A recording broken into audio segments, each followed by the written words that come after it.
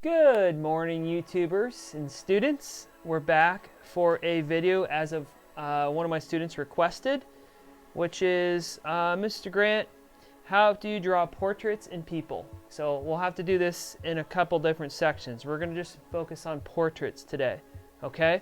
And I wanted to clarify some things. I've seen a lot of videos out there on YouTube about how to draw characters and portraits and things like that. So I want to make something clear about how I'm laying this out. We're starting with basic and moving to intermediate lessons and then to advanced, okay? Each level has a purpose. I'm not going to be getting into more of a mastery level or a professional level. That's something that you may be interested in, then that would take a much longer video and be much more specific, okay? So let's start at the basic level with teaching portraits. What I notice is when we start at the basic level, you're learning how to see the world and draw it as a symbol. We're symbol making. So like a symbol for a mountain. And that's the beginning level. And if we start there, I think what's important in this level is this is where a lot of teachers are at and students, is using this level to teach a little bit more perception. So if the point of drawing the face is not the face, but it's to capture an emotion, then that might be what the focus would be on drawing at a basic level. So what happens when I put two lines above the eyes? It changes it, doesn't it? Now it looks sort of devious. If you don't know that word, I'll just write angry.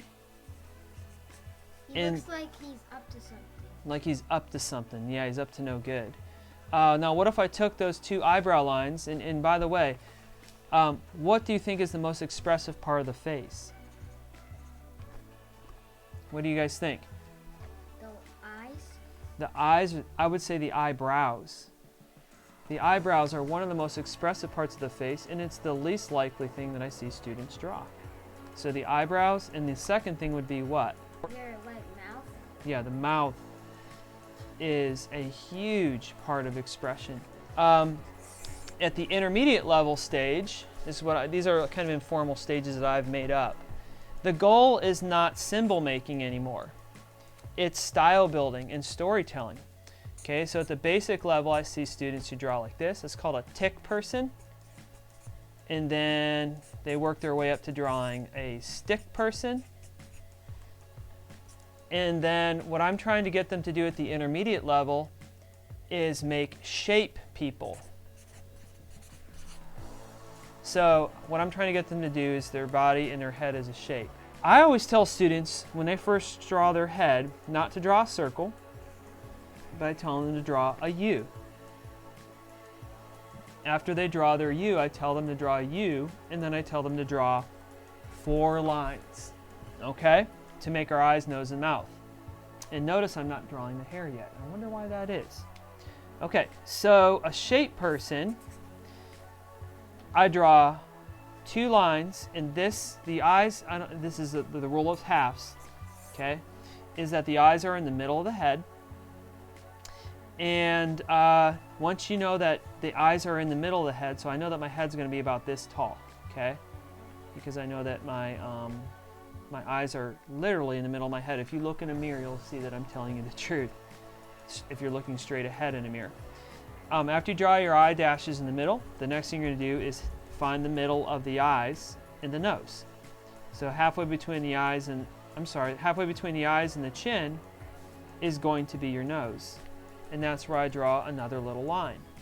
I curve it up a little bit. Okay, so the eyes are in the middle of the head, and then the nose is in the middle of the eyes and the chin, and then the mouth is going to be the last line I draw, and that's between the nose and the chin. So I draw a little line that's slightly longer than the nose. And that's how I start all my portraits for all my young students at about the 2nd grade level. Then you can add in any kind of expression from dots for the eyes or eyebrows or things like that. From there, I've basically just taught you a little more advanced understanding of portraiture in a very simple way. A U and 4 lines. Now let's work on the next step, which is the hardest thing to draw, which is why I save it for last. It's the hair. What I see typically for hair is people scribbling hair. Well, now that we're at the intermediate level of drawing, we know that our hair is not a scribble. Okay, 1, 2, 3, 4. Whoops, messed up this high a little bit. We know that the hair is going to be a shape. So on the top of the head, I'm going to draw what I call a forehead line. I'm just going to do a zigzag forehead line. And I'm going to draw an outline around the whole thing, all the way down to about where his nose is. And now I have hair that's a shape that can be colored in. If you scribble your hair is always going to be gray if your pencil is gray, or black if your marker is black. You'll never have accurate hair colors, okay? So we always try to draw things as shapes at the intermediate stage, even your body. So the hair is drawn as a shape, and the body is going to be drawn as a shape. So I'm not going to get into that in this video much. I'll just show you this. I draw 2 lines down. I bubble this out past his head. I bubble my shoulders out past his head. Draw 2 lines down. And then inside where the armpits would be, see those little dots? I would draw 2 lines down again, and then draw the letter H for his body, and then a line through the middle, not all the way up to his waist, but just a little line at the bottom of the H. And that's a basic body made out of a shape. See that? And the arms off, and use a little quarter of a circle for hands. Instead of drawing all the details, I just draw little quarter circles. That's the beginning, and this can be turned into a girl or a boy. That's the simple part. The hard part is starting to draw the world as a shape. Here's what I would do for a girl's portrait to start. I draw the letter V upside down. Okay? After I draw the letter V upside down, around the whole head, I'm going to draw the letter N all the way around it. Okay? And then for some details, I often do little eyelashes, not pointing up, but pointing outward on each end. And I usually don't do lips at this level, but I can do a little thing like that. Another little dash below her lip, which is showing a shadow. And then for the neck, most people do the neck like this. They do it way too long and way too skinny out of the head. That's what I typically see. Feel your neck and follow your fingers tick, tick, tick, tick, tick, all the way up to where it attaches to your head. It's right behind your ear. Okay? So a lot of times people will either do this, and when I say, listen, your neck is behind your ears. By the way, we haven't drawn ears yet. Then they start to draw their necks really huge, which is another weird thing. When you start to draw their necks like this. And they scribble their hair in. So that to me kind of creeps me out when I see something like that. So what you need to do is I would draw a line somewhere between your chin and your ear. Draw some lines down and curve them, undercurve them out. So what I just did for my neck there is honestly half of a letter U, and then the other half of a letter U for my neckline. Okay? Curly hair. This is not a curly line, that's a scribble mark. This is a curly line, it's a bubble line. Make sure you're doing a bubble line. If your hair's short, do the bubble line smaller. If your hair is longer and you have bigger curls, then do it bigger. I do a bang line or a forehead line, and then I do another shape line around the outside. And that's kind of flat hair. Probably should be a little taller than that.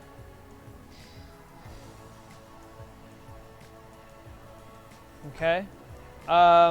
What else could I tell you quickly here? But just for head and shoulders here, we got our shoulders come out past our head. They're sloping down slightly, and then I round off the edge of the shoulder. For the neck, I keep the neck actually almost level with the chin. It's not much lower. It doesn't come down much lower than where your chin comes down. So you see how I'm comparing? When I'm in the intermediate level, I'm always comparing things to each other, the chin and the shoulders, the width of the head, the width of the eyes, how how the eyes are halfway in the middle, how the nose is halfway in the middle of the eyes and the chin, how the mouth is halfway in the middle of the nose and chin. You're always thinking and comparing when you're becoming a better artist. Your mind is always engaged into percentages. The way I show a simplified generalized ear is I draw basically the letter C on the side of the head. Inside the ear, I draw a lowercase f. Okay? And then I put a little dash here. That's how I typically draw my ears. The letter C, the lowercase f, and a little dash. Where do you put your ears? This is where people mess up a lot of times. They do them super micro tiny or very huge. Okay? Where I put my ear is always the same. Your ears are parallel with your nose and your eyes. Okay? So my ears are going to start at where my eye level is, and they're going to end where my nose is. Everything's the same as I learned in the intermediate level stage, only I'm trying to make it a little bit more detailed now. So I always start, like I said, with a basic outline of the chin, and I always start with the eyes in the portrait. And if I want to draw a body, I always start with the head first, because you always measure the body based on the size of the head.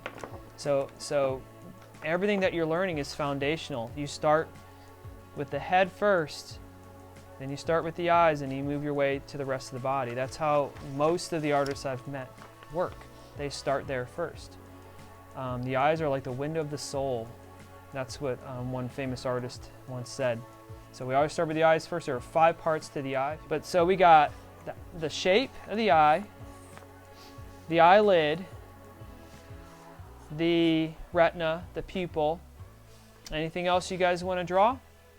The last things would be, the 5th thing would probably be eyelashes if you want to do that. So what I see the problems with most girls with eyelashes is they draw them straight up and straight down. And this type of eye kind of freaks me out. So how would I change that? Well, I draw my eyelashes sideways. I draw my eyelashes curving to the left. And as they come forward, what happens is called foreshortening. And so if I can draw this a little bit better on this curve here, foreshortening means that as things come towards you, they shorten. Like to. Okay, so that was the eyes, and I'm going to move on to the nose and the mouth. So my tips for the nose is to draw a little flat U, not a giant U. It'll look weird. And then after you draw your U in the middle, if you want to become more advanced at your portraits, here's the level I would tell you to start working towards. Draw a J shape on the sides. Now when I say draw a J shape on the side of your nose, what I mean by that is the J should not be lower. It should not go lower than the middle of your nose. It'll look like your nose is melting off like this, and it'll freak you out. So what I mean is you draw same level as the middle. It should not be lower than the middle. And then we work our way up with our J, or kind of like a fish hook shape. The basics of lips, I tell people, is to draw the letter M. Can you guys draw the letter M on a line and draw the letter U on a line? Well, then you can draw lips. So what I would do is draw not a spiky M and a big U. You're going to have a really weird mouth if you take this super literally.